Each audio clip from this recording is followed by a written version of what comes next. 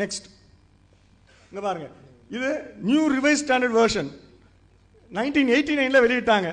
அதுக்கு முன்னால் உள்ளதான் தனியாக அதுக்காக வருவோம், இடையில மாறி மாறி வரும் உங்களுக்கு. இந்த 1989 அதே வசனத்தை போட்டிருக்காங்க பாருங்க. 25க்கு அப்புறம் 26 காண நேரம் 27க்கு வந்துருச்சு. தெரியுதா நம்பரு? முதல் வரியில 26 இருக்குது, 27 இருக்குது, 28 காணோம், 29 வந்துருச்சு பாருங்க. நல்ல புள்ள மாதிரி விட்டுட்டு போயிடுவாங்க. பொதுமக்களை ஏமாத்துறாங்க, கிறிஸ்துவ சகோதர சகோதரிகளை ஏமாற்றிக்கிட்டு இருக்கிறாங்க. சில பாதிரியார்களும் சில கிறிஸ்துவ அறிஞர்களும் என்று சிலர் உட்கார்ந்துக்கிட்டு அதை பொதுமக்களை எல்லாம் ஏமாத்திக்கிட்டு இருக்கிறாங்க. அப்பாவி மக்கள் எல்லாம் ஏமாந்துக்கிட்டு இருக்கிறாங்க. ஏமாத்திக்கிட்டு என்ன காரணம் சொல்ல முடியாது, அவங்களுக்கு அந்த காரணங்கள் தெரியும். அந்த காரணங்கள் நமக்கு சொல்ல முடியாது, அவங்க நோக்கங்கள் நம்ம சொல்ல முடியாது. இதுக்கு வக்காலத்து வாங்கிட்டு சிலர் வந்து உட்கார்ந்துக்கிட்டு இருக்கிறாங்க. இதுக்கு கூட்டம் போட்டு பேசிக்கிட்டு இருக்கிறாங்க, எங்க பைபிள் பரிசுத்தமானது. என்ன பரிசுத்தம் தெரிஞ்சுக்கிட்டீங்கல்ல, வாங்க. அந்த வார்த்தையை விட்டுட்டு போயிட்டாங்க. நெக்ஸ்ட், இப்ப இந்த வசனத்தை எடுத்துக்கிறோம். 2ஆம் குரானிக்கல்ஸ் 36வது சாப்டர் 9வது வசனம், தமிழ்ல 2ஆம் நாளாகமம். அதுல யோயாக்கீன் ராஜாவுக்கு 8 வயதா இருந்தது அப்படின்னு இருக்குது. தமிழ்ல இருக்குதா? அதே இது இங்கிலீஷ்ல இருக்கு பாருங்க, 18 இயர்ஸ் இருக்குது. தமிழ் மக்களுக்கு ஒரு பைபிள், இங்கிலீஷ் ஒரு மக்களுக்கு ஒரு பைபிள். அது கேட்டா தமிழ்ல தப்பு செஞ்சிருப்பாங்க, தமிழ்ல தப்பு செய்யலங்க, வேணும்னு செஞ்சிருக்கிறாங்க. காட்டட்டுமா? 8:18 இருக்குதா? அடுத்தது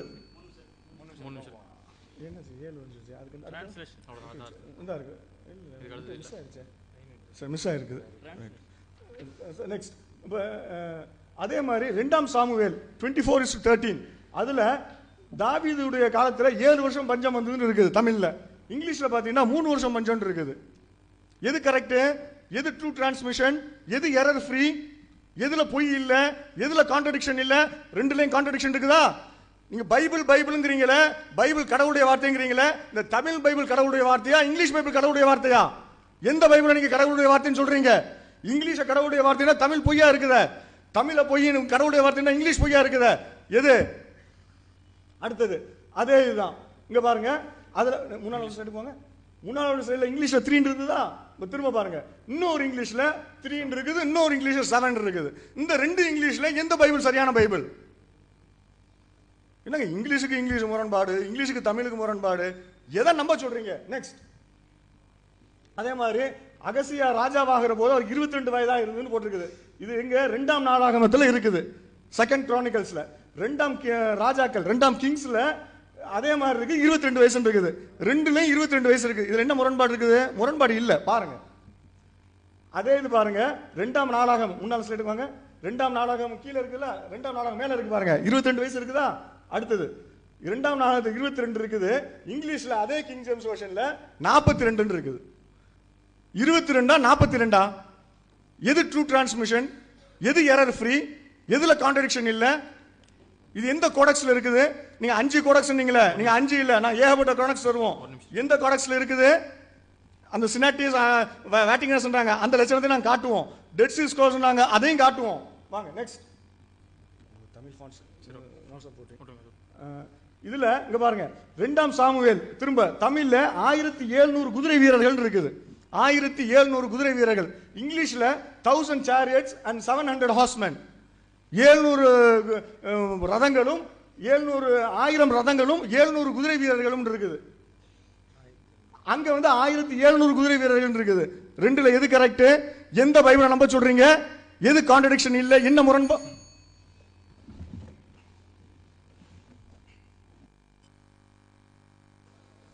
Yes, friends. It's a good argument to hear like this. Our brother is able to bring his evidences.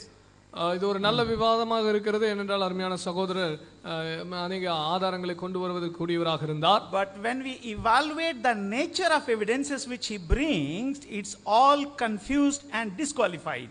அவர் கொண்டு வருகிறதான அந்த ஆதாரங்களுடைய தன்மையை நாம் பரிசோதித்தால் அது அவைகளுக்குள்ளாகவே குழப்பமுடையதாக, அது தகுதியற்றதாக இருக்கிறதை நாம் பார்க்க முடிகிறது. Before he uses the evidences, he has to learn how to use it. ஒரு ஆதாரத்தை அவர் கொண்டு வருவதற்கு முன்பதாக அந்த ஆதாரத்தை எப்படி உபயோகப்படுத்துவது என்பதை அவர் கற்றிருக்க வேண்டும். If anyone wanted to criticize on the manuscript basis, on the bracket basis, what is in original or not, then there is some qualification. ஒரு எழுத்து பிரதிகளை பற்றி யாராவது குற்றம் சொல்ல வேண்டும் என்றால் அது ஒரு உண்மையாக இருந்ததா அல்லது பிராக்கெட்ல இருக்கிறது அப்படிப்பட்டதான காரியங்களை அவர்கள் குற்றம் சுமத்த வேண்டும் என்று சொன்னால் முதலாவது அவர்கள் அதிலே கற்றிருந்தவர்களாக இருக்க வேண்டும். For example, if I have a pain, I can say in medical shop, please give me a Brufen. இப்போ எனக்கு ஒரு வலி இருக்கிறது என்று சொன்னால் நான் ஒரு மெடிக்கல் ஷாப்ல எனக்கு ஒரு ப்ரூஃபன் கொடுங்க, வலி மாத்திரை கொடுங்க என்று கேட்பேன். But if I wanted to criticize the quality and formula of Brufen, then the medical department will say, please have basic knowledge of the medical department. ஒருவேளை அந்த வலி நிவாரணியான ப்ரூஃபனை குறித்து நான் குற்றம் சாட்ட வேண்டும் என்றால், அந்த ப்ரூஃபனுடைய தன்மைகளை குறித்து நான் குறை சொல்ல வேண்டும் என்றால், அந்த மெடிக்கல் டிபார்ட்மெண்ட் சொல்லுவாங்க, உனக்கு இதை பற்றிய அடிப்படை மருத்துவ அறிவியல் உனக்கு கொஞ்சமாவது தேவை என்று சொல்லுவார்கள். So he wanted to criticize on the basis of bracket.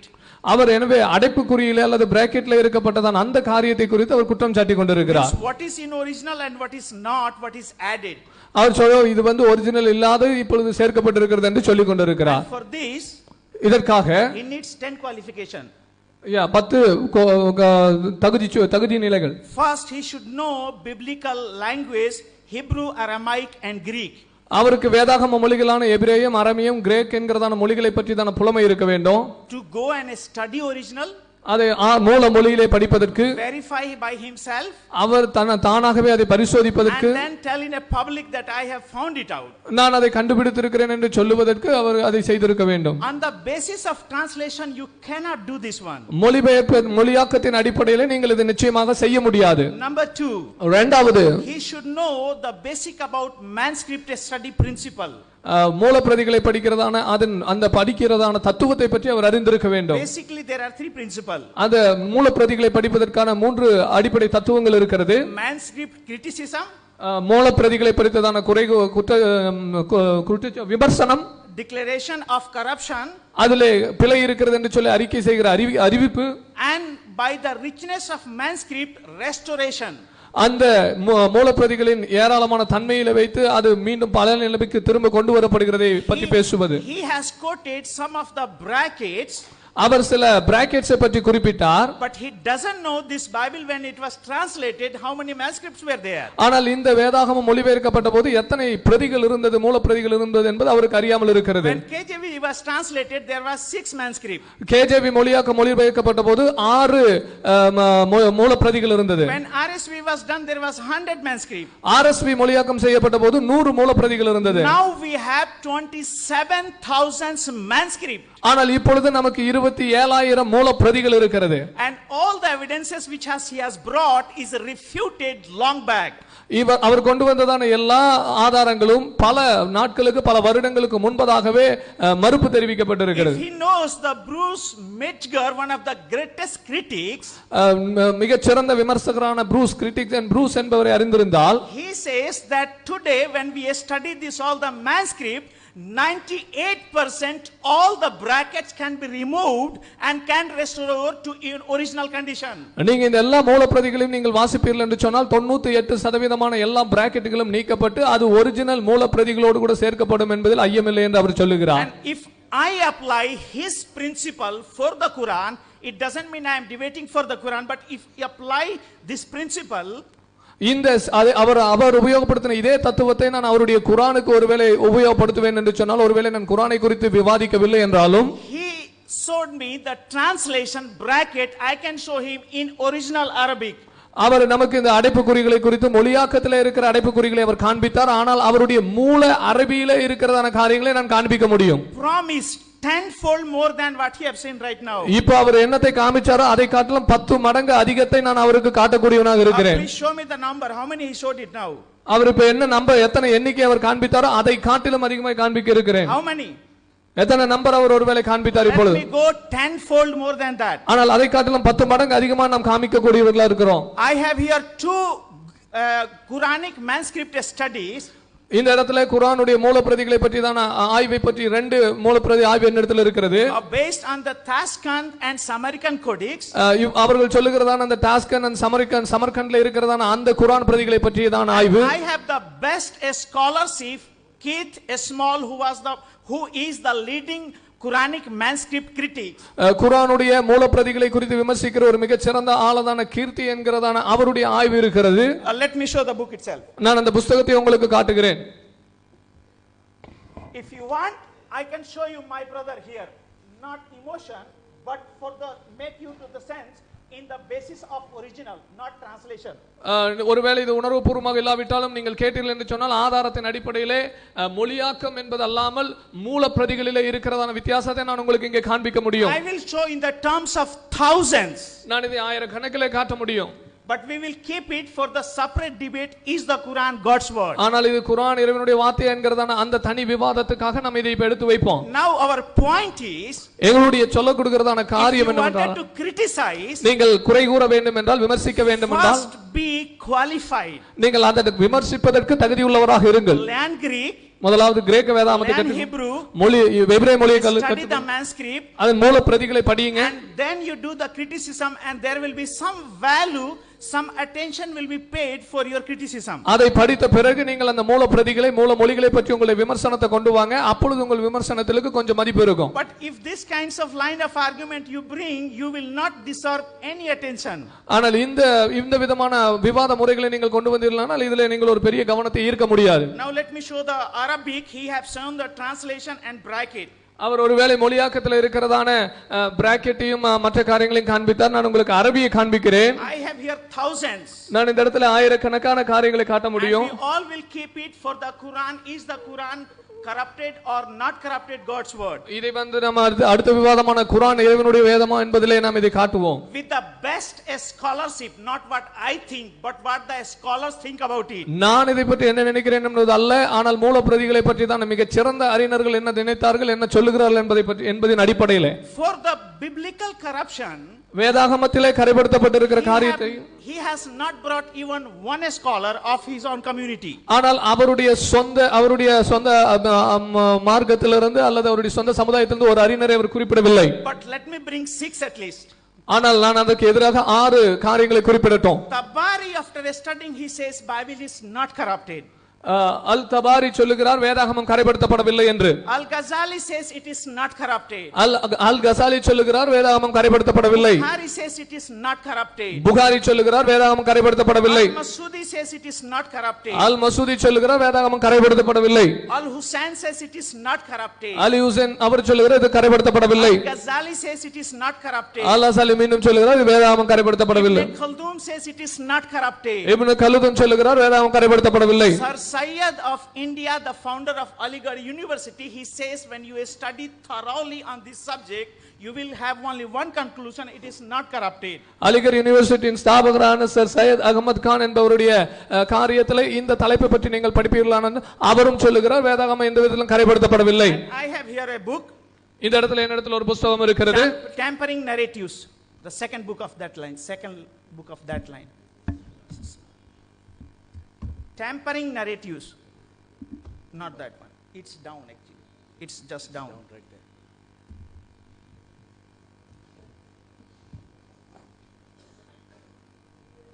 No,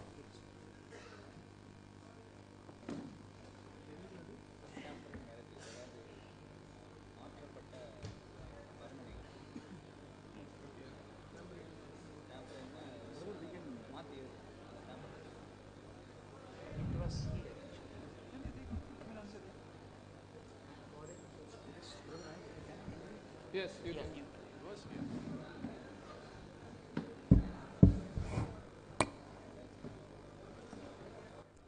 I'll continue in between. நான் இதற்கிடையிலே அதை தொடர்கிறேன். First, let me explain how the Bible translations are made. வேதாகம மொழியாக்கம் எப்படி செய்யப்பட்டது என்பதை நான் முதலாவது விளக்கி சொல்லட்டும். There are different ways of the translations. வித்தியாசமான விதங்களில் மொழியாக்கம் இருந்தது. For example, when KJV is translated, KJV உதாரணத்துக்கு மொழியாக்கம் செய்யப்பட்ட போது it went to the available manuscript at that time. அந்த காலத்திலே அவர்களுக்கு இருந்ததான மூலப்பிரதிகளை பொறுத்து அது மொழியாக்கம் செய்யப்பட்டது. Now when other translations are made, there is a way of majority. They go by the majority manuscripts. ஆனால் மற்ற மொழியாக்கங்கள் செய்யப்பட்ட போது அவர்களுக்கு இருந்ததான மூலப்பிரதிகளின் எண்ணிக்கையின் அடிப்படையில் அதிகமான மூலப்பிரதிகளின் எண்ணிக்கையின் அடிப்படையில் மொழியாக்கம் செய்யப்பட்டது. And when there are other methods, that is a critical method of that document transmission. அந்த ஆதாரங்கள் பரிமாற்றத்தின் அடிப்படையில் ஒரு விமர்சனத்தின் அடிப்படையிலான அந்த மொழியாக்கம் நடந்தபோது, Now what do I mean by this? அப்படி என்று சொன்னால் அதன் அர்த்தம் என்னவென்றால், When the scribes are transmitting one document to the other, ஒரு ஆதாரத்திலிருந்து இன்னொரு ஆதாரத்துக்கு அந்த எழுத்தர்கள் தங்களுடைய காரியங்களை பரிமாற்றும் போது, if the Christians find that that verse is not missed by a scribe in one of the manuscript, if the Christians find that the verse is missed in one of the manuscripts, அப்படியாக மொழியாக்கப்பட்ட மூலப்பிரதிகளிலே அது தவறப்பட்டிருக்கிறது என்று சொல்வதை கிறிஸ்தவர்கள் கண்டுபிடித்தார்களானால், they put it in brackets. அவர்கள் அதை அடைப்புக்குள்ளாக போட்டார்கள். That shows our honesty. அது நம்முடைய நேர்மையை காட்டுகிறது. For example, let us take the example of Mark. உதாரணத்துக்கு மார்க் சுவிசேஷத்தின் உதாரணத்தை நாம் எடுத்துக்கொள்வோம். The last portion of the Mark is kept in brackets. Mark சுவிசேஷத்தின் இறுதி பகுதி அடைப்புக்குள்ளாக இடப்பட்டிருக்கிறது. Why is it so?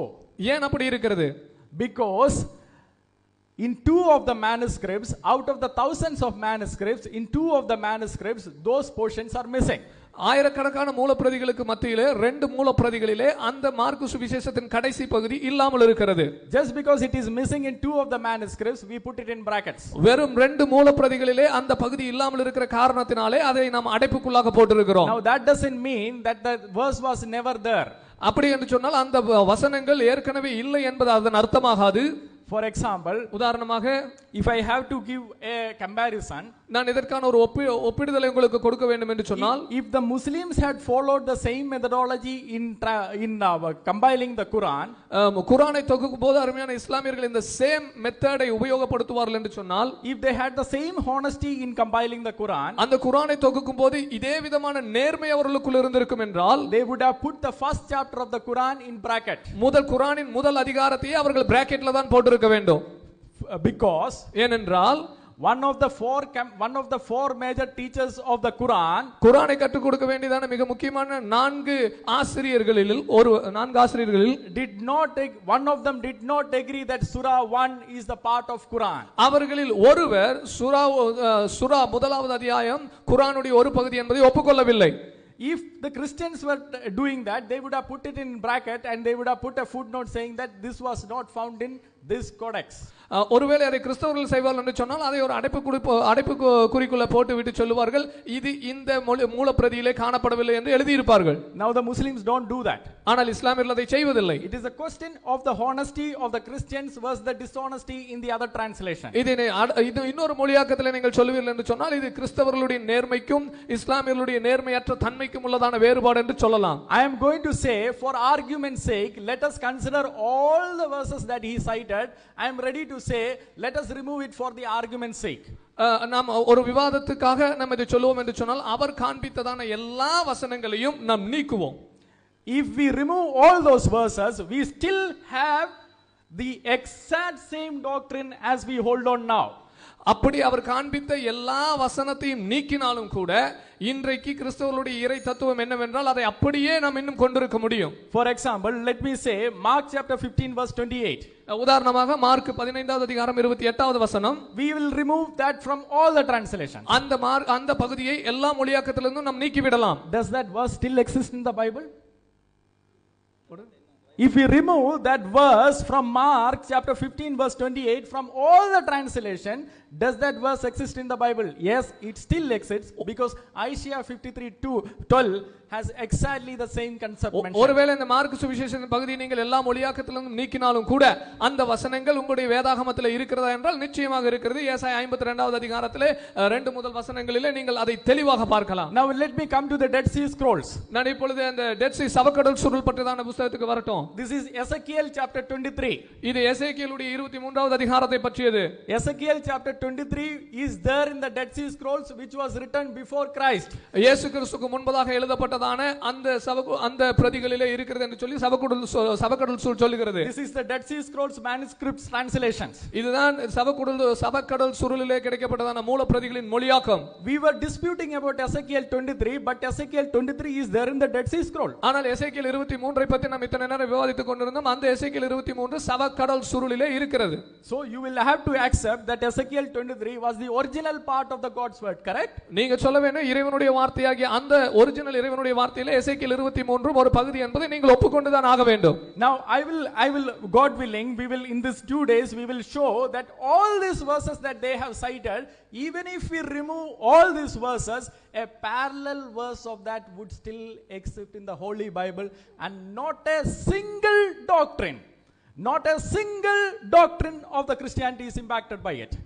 இந்த ஆண்டவருக்கு சித்தமான இந்த 2 நாட்களிலும் அவர்கள் காண்பித்த இத்தனை ஆதாரங்களையும் நீங்கள் நீக்கினாலும் கூட அதற்குரியதான வசனங்கள், இணையான வசனங்கள் வேதாகமத்தில் நாம் காட்ட முடியும். இதன் மூலமாக கிறிஸ்தவத்தின் கொள்கையிலே ஒரு சிறு பகுதி கூட பாதிக்கப்படாது என்பதை நாம் நிரூபிக்க முடியும். Now my brother has brought some argument and I love to hear an answer. என்னுடைய சகோதரர் சில விவாதங்களை கொண்டு வந்தார், அதை நான் கேட்டு அதற்கு நான் பதில் கொடுக்க விருப்பமுள்ளவனாக இருக்கிறேன். But only one demand: be qualified critics, study the subject so you can tell the truth.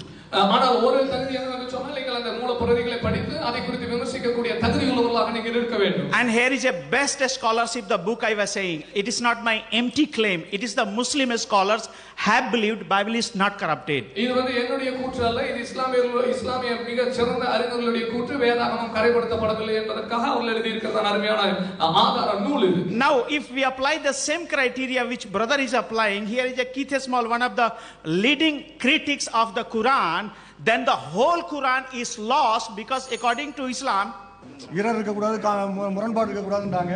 அதுக்கு நம்ம இவ்வளவு இருக்குதேங்கிறதுக்கு அள்ளி போட ஆரம்பிச்சோம். காத்துக்கிட்டு இருந்தோம், எப்படா வருவாங்க, அளவுகள் வைத்துக்கணும், வந்தாங்க, நம்ம சொல்ல ஆரம்பிச்சோம்.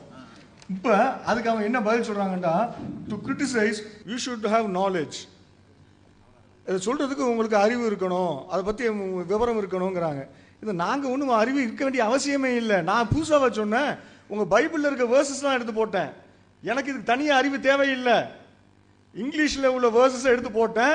உங்க ஸ்காலர்ஸ் ஆஃப் டிஃப்ரெண்ட் டினாமினேஷன்ஸ் உட்கார்ந்து பல வருஷங்களாக மொழிபெயர்த்தார்களே, அதுகளை எடுத்து நான் போட்டேன், அவ்வளவுதான். நான் புதுசா இதுக்கு எனக்கு தனி நாலேஜ் தேவையில்லை. First, I need not have any knowledge about it. I'm just quoting your scholars. I'm just quoting your Bible, different versions. That's all. I don't need any extra knowledge about it. Right. Secondly, he said you should have 10 what is that? Criteria. 10 criteria for before criticizing. The first thing, he didn't list out the 10. He just said 2. The first thing he said is we should know Hebrew, Greek and Aramaic. மொழிபெயர்க்க இதை பத்தி நீங்க விமர்சனம் செய்வதாக இருந்தால் உங்களுக்கு 10 தகுதிகள் இருக்கணும் அப்படின்றார். ஆனா 2 தான் சொன்னார், மத்தெல்லாம் விட்டுட்டார். 2ல என்னன்னு கேட்டா you should know Hebrew, Greek and Aramaic என்றார். I'm sorry, I don't know Aramaic, but I have working knowledge of Greek and Hebrew. எனக்கு கிரீக்கும் ஹீப்ரூவும் புரிஞ்சுக்கிற அளவுக்கு, ஆய்வு செய்யக்கூடிய அளவுக்கு தெரியும், பேச வராது. Because it's not my mother tongue, I can't speak. But I have a working knowledge, I can study, I can read, I can write, I can read and understand. ரெண்டாவது, செகண்ட், மேனுஸ்கிரிப்டை பத்தி நீங்க கிரிட்டிசைஸ் பண்ணா அதுக்கு தனியா தெரிஞ்சிருக்கணும். 3 விஷயம் தெரிஞ்சிருக்கணும். To criticise manuscript you should have 3 knowledge. What are they? You should know about manuscript criticism, then declaration and then restoration. Then he explained what is declaration. Declaration means you should declare that this is corrupted. Then he said restoration, then you should restore the correct one. Then what is there? You declare that it's not there, then you restore it. Who are you to restore it in God's word? அவர் என்ன சொல்றாரு, உங்களுக்கு இன்னொரு அறிவு இருக்கணுமா. டெக்ஸ்டல் criticism சொல்லுவாங்க, டெக்ஸ்ட்டை பத்தி criticise பண்றதுக்கு அது சொல்லுவாங்க. அவர் வேற வார்த்தைகளை சொன்னார். மேனுஸ்கிரிப்டை பத்தி கிரிட்டிசைஸ் பண்றதுக்கு மேனுஸ்கிரிப்ட் கிரிட்டிசிசத்தை பத்தி தெரிஞ்சிருக்கணும். ரெண்டாவதாக டிக்ளேர் பண்ணணும், அறிவிக்கணும். என்ன அறிவிக்கணும்? இது எல்லாம் தப்பானது அப்படின்னு அறிவிக்கணுமா. இதை தெரிஞ்சிருக்கணுமா. அப்ப தப்பானது தெரிஞ்சிருக்கணுங்கிற அளவுக்கு தப்பானது வச்சிருக்காங்க பாருங்க. அதை பத்தி தனியாக படிக்கிற அளவுக்கு வச்சிருக்காங்க. உண்மையில் அப்படிதான். டெக்ஸ்டுவல் கிரிட்டிசிசம் சொல்லிட்டு ஒரு தனி சப்ஜெக்டே இருக்குது. டிவினிட்டி படிக்கக்கூடியவங்களுக்கு, தியாலஜி படிக்கக்கூடியவங்களுக்கு தெரியும் அது. அப்புறம் ரெஸ்டோரேஷன் தான் விட்டு போனதை திரும்ப சேர்க்கிறது. ஏதாவது வசனங்கள் விட்டு போச்சா அது சேர்க்கறது தான். கடவுளுடைய வார்த்தையில சேர்க்கறதுக்கு உனக்கு என்ன வேலை? இதெல்லாம் விட்டு போச்சு, நான் எப்படி சேர்க்கறது? ஆளுக்கால் இஷ்டத்துக்கு சேர்த்ததுனால தான் வந்த வேணை.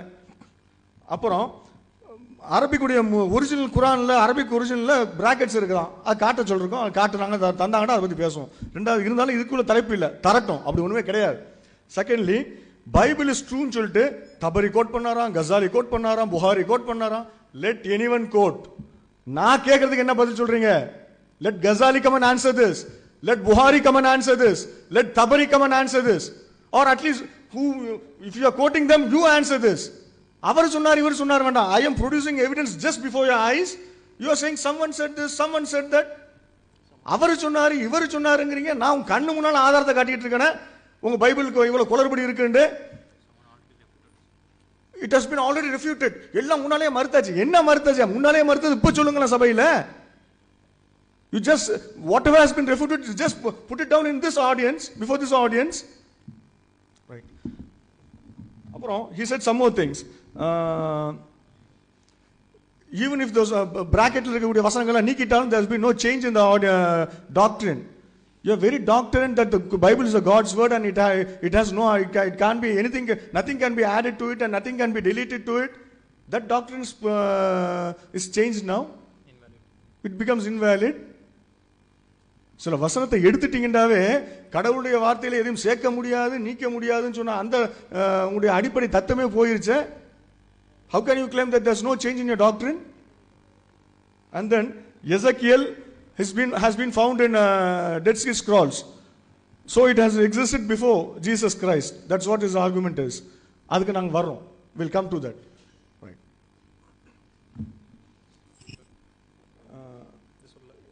Translate பண்ணிருங்க. தமிழ்ல தான் இருக்கு. Okay. So if you read these verses, whatever is in the slide, all are from 2 Chronicles chapter 22 verse 2. In one of the translation KJV, as it is popularly known, you would find the word 22. That's what it's the translation. And other two verses like the Catholic Bible and the general translation. General translation, you will find 42. Now tell us whether it is 22 or 42. And these contradictions are in the two different Tamil translations.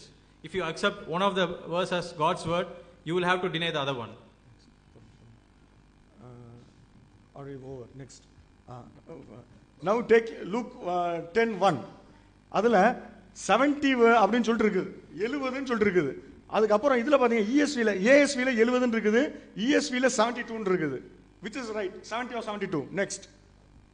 Then in today's New International Version 72 அந்த 10 ன்னு பாருங்க பெருசா 10 ன்னு போட்டுருக்கு பாருங்க. அதுல பாருங்க 72 appointed 72 ஒரு D ன்னு ஒன்னு போட்டுருக்குது.